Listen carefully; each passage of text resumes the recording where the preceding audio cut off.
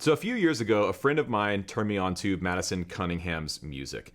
She's incredible, and she's got a new record coming out. I'll have that all linked down below. If you're not hip to Madison, she is, I think, one of the most unique guitar players out there today. She's got some of the best feel and rhythm in her writing style. The licks and the riffs that she comes up with are so unique and so cool. On top of that, she's also an incredible singer, an amazing songwriter, and a great band leader. So in today's video, I'm going to take a look at one of my favorite songs of hers called Pin It Down, and hopefully show you why I think she's so incredible. And also to show a little support, they're on tour. Her band is on tour right now. I'll have all that linked down in the description box below. This video is not sponsored or anything. I don't know Madison or anyone in her camp. I just think we should show support to artists that are out there just killing it. She's got a new record out, which is down there as well. I'll be at the Atlanta show. I cannot wait to see that show in a few weeks. So if you want more information on that, it's all linked down below, as well as her YouTube channel. And a quick plug before we jump into Pin It Down, I've got a brand new video course. This is another mini course in our mini course series, and this one's called Bare Bones Guitar Theory. This is aimed at all you guitar players, both beginners and people who have been playing for years that might have a few gaps in your theory knowledge for guitar. We cover things like chords, triads, the cage system, how to move chords up and down the neck, seventh chords, as well as your common scale types and how to use them in a musical way while understanding sort of the theory and the harmony concepts behind them. We're running a special pre-order price, which will never be this discounted ever again, via the link in the description box down below. So with all that out of the way, let's take a listen to Pin It Down by Madison Cunningham.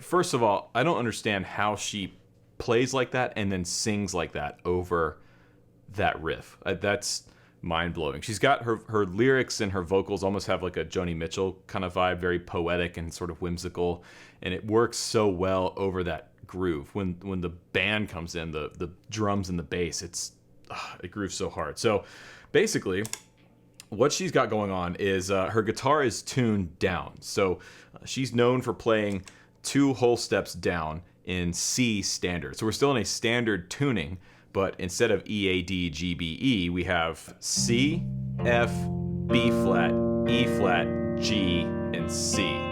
So if we were to play like an E major voicing, it would sound like this.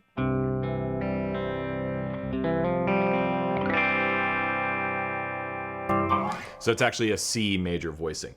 Now this riff that she's playing over the verse, this intro riff goes like this.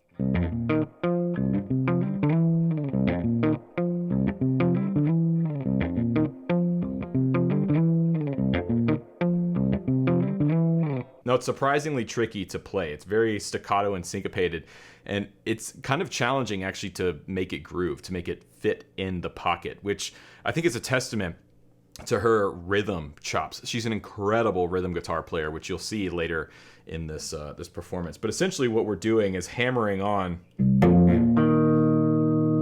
the 5th fret of the low 3 strings, and we're doing, and we're taking that shape and moving it up a whole step. So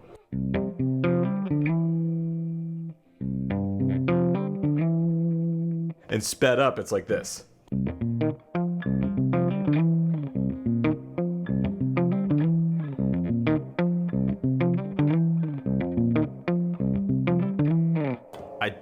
I don't know how she's singing over that. That's insane. But what's interesting is there's more going on here than just her part. Yes, it's low tuned and that sounds amazing, and this part is beautiful. I absolutely love this riff. But she's also utilizing a lot of modulation. So if you see in this frame right here, she's got 2 JHS pedals on the board. She's got the Unicorn V2, which I have here on my board, and then she's got the Emperor, which is the chorus vibrato pedal. Now, I don't have an Emperor, but I've got the Jam Waterfall, which is going to accomplish the same kind of thing. And the interesting thing about Madison Cunningham is on almost every clip of hers that I've seen on YouTube and on most of the songs on her record, she's using some form of modulation on her sound. And this is super important because so far, everything I've played has been without modulation. But listen to what happens when I kick on the Unicorn, which is essentially like a Univibe pedal, but I've got it set on the vibrato setting, not the chorus setting. Check this out. Here's without.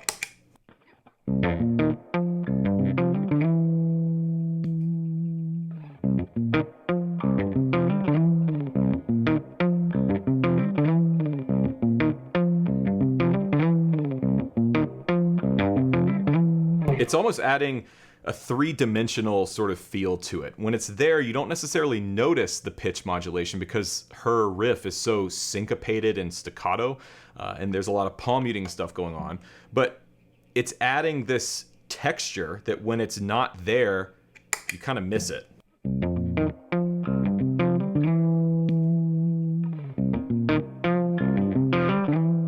Now we can do the same thing with the vibrato on the chorus.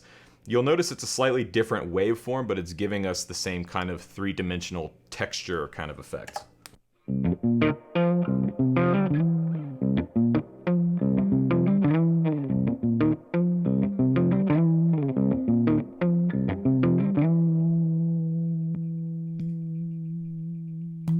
The differences are subtle, they're there. You can also do this with a tremolo. She has a video on her channel of Pin It Down, breaking down the riff and what she's actually playing. And I believe on that video, she's using a tremolo. So if you don't have any kind of pitch modulation pedal, you can do a similar thing with a tremolo.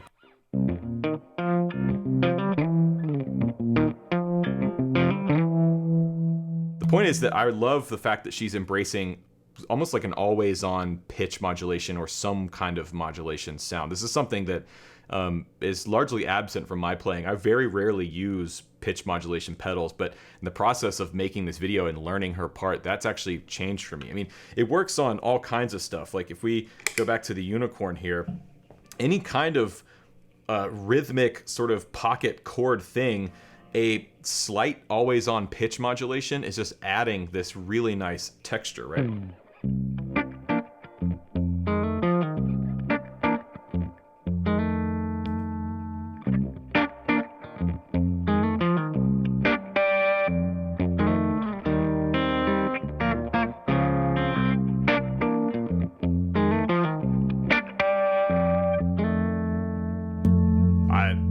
I love that. I'm gonna start doing that more and more. Hurts the same somehow, and I'm standing right where I said I would never be. I can't pin it, I can't pin it down, I can't pin it. But I think we've been here once before. I think we've been here once before.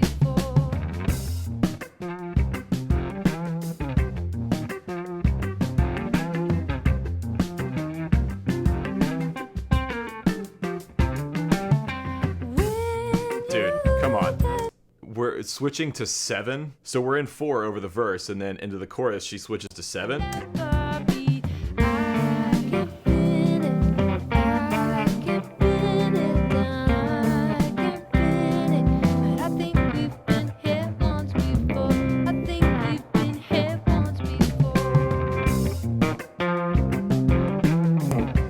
Dude, that is so cool. So this is the voicing she's using for the first chord, for that sort of flat 7 major sound, and then going to a first inversion 1 chord right here. So and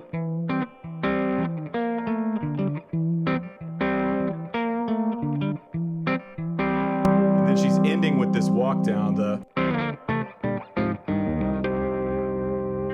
just unreal. That is such a cool part. And then we're switching from 7 back to the 4, going into the second verse here. We've been here once before.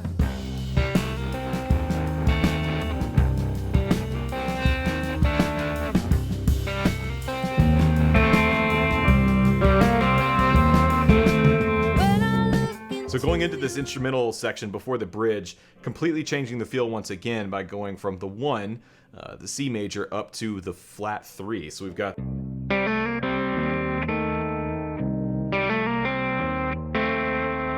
And again, this is where that pitch modulation really, I think, is adding something special to the sound, because if we go back to just the guitar by itself, we have...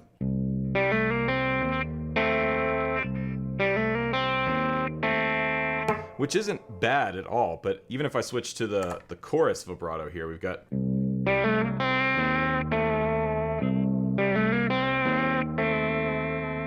In the context of that band, it's adding this width and this weight to her sound. Now we're in the bridge, and we've changed the feel again.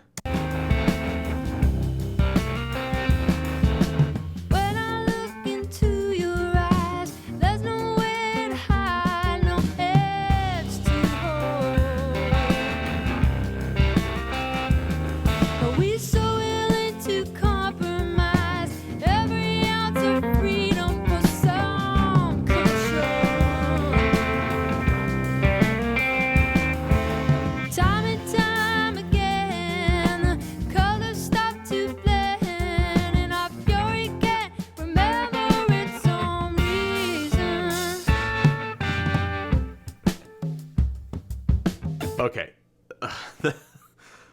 So this is what I was talking about earlier with her rhythm chops. So the bridge is a 4-chord, this F major that she's kind of playing in this open A position. And then she's comping over herself with this really beautiful descending line.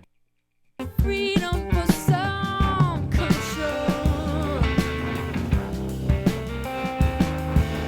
Time and time again, the colors stop to blend, and our fury can't remember its own reason. And then the band gets small. Well, maybe it's time that I take a good look around at what we haven't learned to live with, and what we haven't lived without. Well, the pain that we hold so dear looks so small and faint from here when we're standing right where we said we would never be. I can't pin it, I can't pin it down, I can't pin it, but I think we've been here once before. Yeah, I'll admit it, I'll admit it now, I'll admit it. Well, I think we've been here once before. I think we've been here once before, one too many times before. I think we've been here once before. I think we've been here once before. I think we've been here once before.